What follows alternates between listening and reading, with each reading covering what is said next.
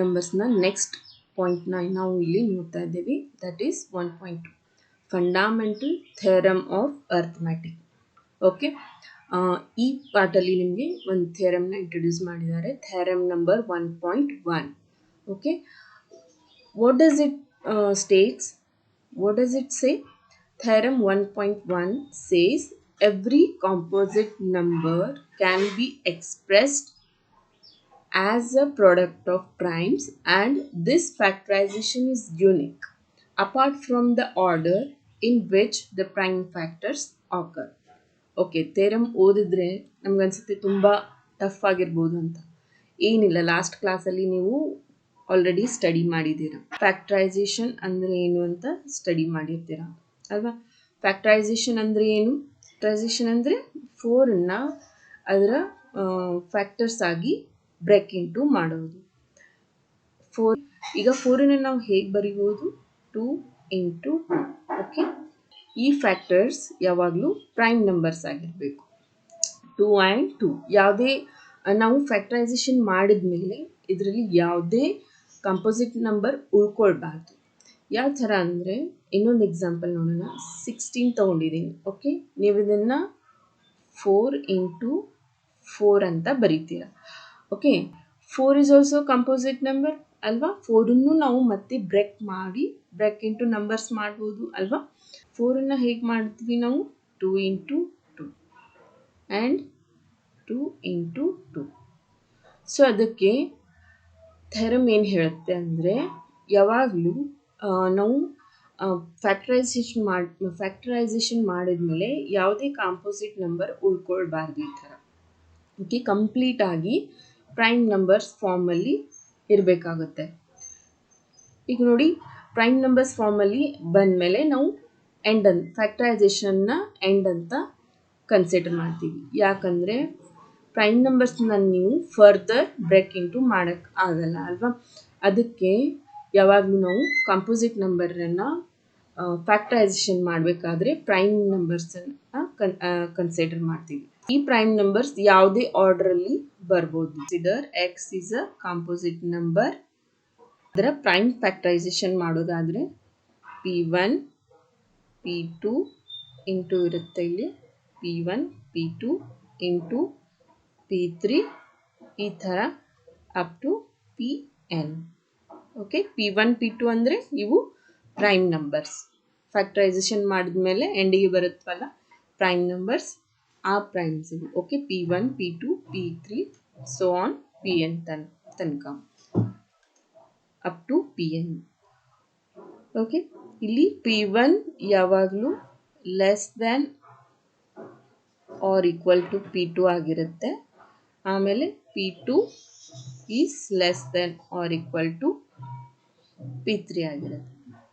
ಅಂದರೆ ಯಾವುದೇ ಎರಡು ಪ್ರೈಮ್ ನಂಬರ್ ಸೇಮ್ ಕೂಡ ಆಗಿರ್ಬೋದು. ಅಕಾರ್ಡಿಂಗ್ ಟು ದಿಸ್ ಥಿಯರಮ್ ಈ ಥರ ಕನ್ಸಿಡರ್ ಮಾಡ್ಬೋದು. X is a composite number and it can be expressed into the product of its primes. Okay, and this factorization is unique apart from the order in which the prime factors occur.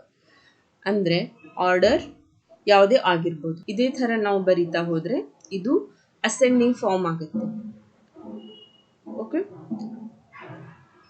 ಯಾಕಂದರೆ P2 is greater than P1. Okay, ಅದಕ್ಕೆ ನಾವಿಲ್ಲಿ ಏನು ನೋಡ್ಬೋದು ಅಂದರೆ, ಈ prime ಫ್ಯಾಕ್ಟರೈಸೇಷನ್ನ combine ಮಾಡಿದ ಮೇಲೆ ಇದು ಅಸೆಂಡಿಂಗ್ ಫಾರ್ಮಲ್ಲಿ, ಇದರ ಪ್ರೈಮ್ ನಂಬರ್ಸ್ ಏನಾಗುತ್ತೆ? ಅಸೆಂಡಿಂಗ್ ಫಾರ್ಮಲ್ಲಿ ಬರುತ್ತೆ. ಓಕೆ, ಫಾರ್ ಎಕ್ಸಾಂಪಲ್ 32760 ಅಂತ ಒಂದು ಕಾಂಪೋಸಿಟ್ ನಂಬರ್ನ ತೊಗೊಂಡಿದ್ದೀನಿ. ಇದನ್ನು ಫ್ಯಾಕ್ಟರೈಸೇಷನ್ ಮಾಡೋದಾದರೆ 24 into 3 72 72 into 5 360 360 into 7 2520.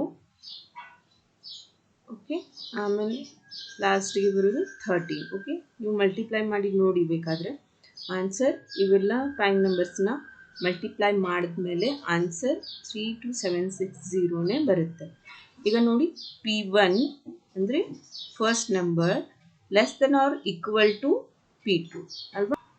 First prime number second prime ನಂಬರ್ಗಿಂತ ಚಿಕ್ಕದಾಗಿರುತ್ತೆ ಅಥವಾ ಈಕ್ವಲ್ ಆಗಿರುತ್ತೆ ಅಲ್ವಾ. ಮೋರ್ ದ್ಯಾನ್ ಸೇಮ್ ನಂಬರ್ ಬರಲೂಬಹುದು. 2 3 ಟೈಮ್ಸ್ ಬಂದಿದೆ, 3 2 ಟೈಮ್ಸ್ ಬಂದಿದೆ ಅಲ್ವಾ.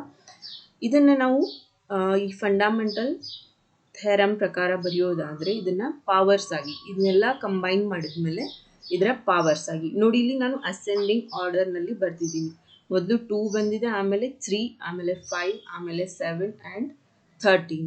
ಇದನ್ನು ಕಂಬೈನ್ ಮಾಡಿದ್ಮೇಲೆ ಇದರ ಪವರ್ಸ್ ಆಗಿ ಬರಿಬೇಕು. 3 ಟೈಮ್ಸ್ 2 ಬಂದಿದೆ ಅಂದರೆ 2 to the power 3 ಅಂತ ಬರಿಬೋದು. ಆಮೇಲೆ 2 ಟೈಮ್ಸ್ 3 ಬಂದಿದೆ ಅಂದರೆ 3 to the power 2. ಆಮೇಲೆ ಉಳಿದ ಪ್ರೈಮ್ ನಂಬರ್ ಸಿಂಗಲ್ ಆಗಿ ಬಂದಿದೆ, ಅದನ್ನು ಆ್ಯಸ್ ಇಟ್ ಈಸ್ ಬರಿತಾ ಓಕೆ.